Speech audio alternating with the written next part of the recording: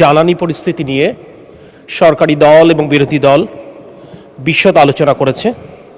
এই আলোচনার সবচাইতে বড় যে অর্জন, এই আলোচনার যে টোন সেট হয়েছে, অর্থাৎ ঐক্যবদ্ধভাবে দেশ পরিচালনার, এবং যার ধারাবাহিকতায় মাননীয় প্রধানমন্ত্রী এই সমস্যা সমাধানে যে 10 সদস্য বিশিষ্ট একটি কমিটি গঠনের প্রস্তাব দিয়েছেন, আমি মনে করি এটি জাতির জন্য নতুন পথের দিশা হয়ে থাকবে। তাই প্রথমেই আমি মাননীয় প্রধানমন্ত্রী, মাননীয় বিরোধী দলীয় নেতা সকলকে সংশ্লিষ্ট এই সমস্যা সমাধানে আন্তরিক উদ্যোগ নেবার জন্য ব্যক্তিগতভাবে এবং আমাদের মন্ত্রণালয় অর্থাৎ বিদ্যুৎ, জ্বালানি এবং খনিজ সম্পদ মন্ত্রণালয়ের পক্ষ থেকে ধন্যবাদ জানাচ্ছি।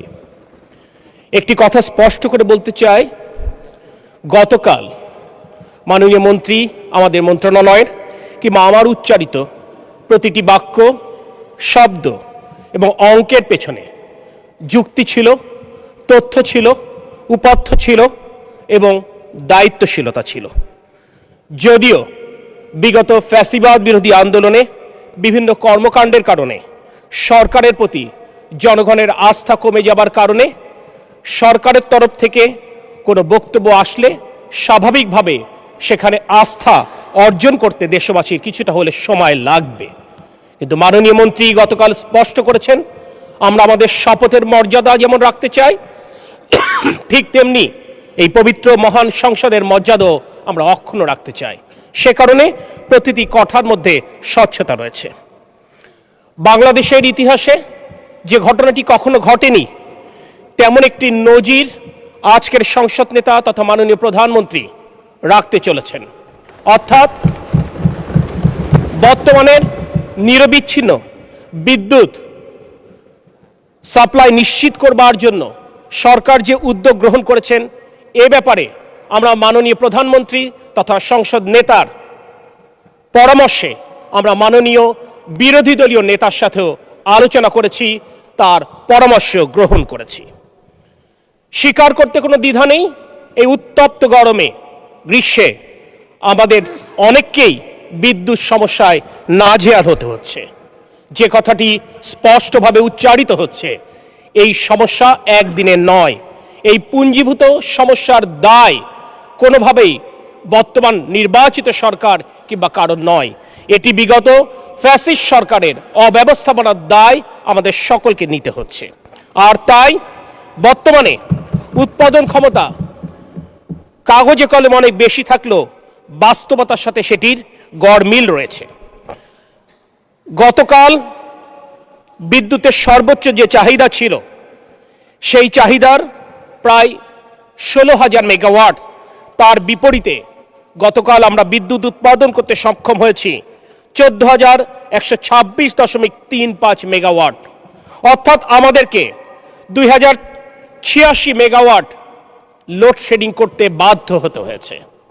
এবং এক্ষেত্রে একটি নীতি এই সরকার প্রথম থেকে গ্রহণ করেছিল, যেহেতু ফসল ওঠার মৌসুম, অর্থাৎ কোনোভাবেই আমাদের কৃষকেরা যেন ক্ষতিগ্রস্ত না হয়, অর্থাৎ ফসলের ক্ষেতে সেচের জন্য পর্যাপ্ত ডিজেল এবং বিদ্যুৎ নিরবিচ্ছিন্ন রাখবার নির্দেশনা মাননীয় প্রধানমন্ত্রী আমাদেরকে দিয়েছিলেন।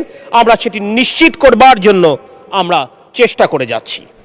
এরপরও দেখা যাচ্ছে পর্যাপ্ত জ্বালানি সরবরাহের অভাবে হয়তো বা কিছু কিছু জায়গায় লোডশেডিং হচ্ছে। এই বিষয়টি সহনীয় মাত্রায় আনবার জন্য মাননীয় প্রধানমন্ত্রীর পরামর্শে এবং বিরোধী দলীয় নেতার সাথে আলোচনা ক্রমে আমরা রাজধানী ঢাকাতে 110 মেগাওয়াট প্রাথমিকভাবে পরীক্ষামূলকভাবে লোডশেডিং করবার সিদ্ধান্ত গ্রহণ করেছি।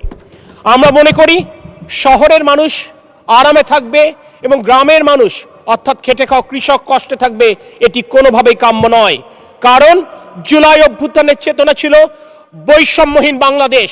তাই সমাজ অর্থাৎ শহর এবং গ্রামের মধ্যে কোনো বৈষম্য থাকতে পারে না, এবং সেই বৈষম্য মুক্ত করবার জন্য আমরা শহরেও প্রয়োজনে লোডশেডিংয়ের সিদ্ধান্ত নিয়েছি, যাতে করে কৃষকেরা তাদের সেচের জন্য পর্যাপ্ত বিদ্যুৎ পেতে পারে।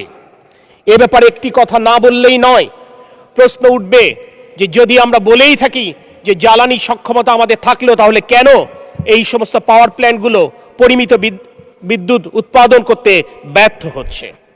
একটি বার্তা স্পষ্ট করতে চাই, প্রতিদিন বাংলাদেশে ৩৮০০ মিলিয়ন ঘনফুটের গ্যাসের চাহিদা রয়েছে।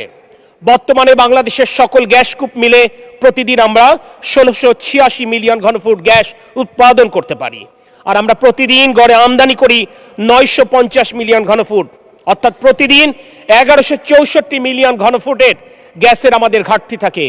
চাইলেও, অর্থ থাকলেও, সামর্থ্য থাকলেও গ্যাসের আমদানি বাড়াবার কোনো সুযোগ নেই, কারণ এর জন্য যে ইনফ্রাস্ট্রাকচার রয়েছে সেই ইনফ্রাস্ট্রাকচার দ্রুত সম্পন্ন করা সম্ভব নয়।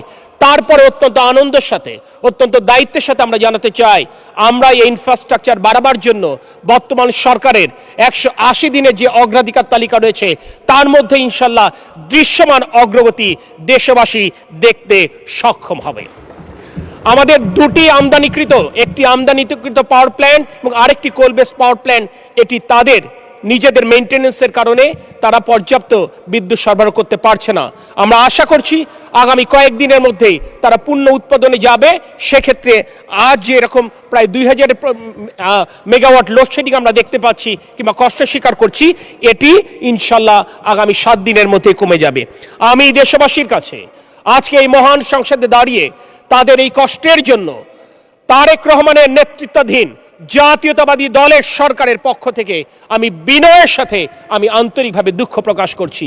আমি শুধু আপনাদেরকে আশ্বস্ত করতে চাই, আমাদের সর্বোচ্চ প্রচেষ্টা রয়েছে জনগণের দুঃখ কষ্ট লাঘব করে নিরবিচ্ছিন্ন বিদ্যুৎ এবং জ্বালানি সরবরাহ অব্যাহত রাখা। মাননীয় স্পিকার, আপনাকে ধন্যবাদ।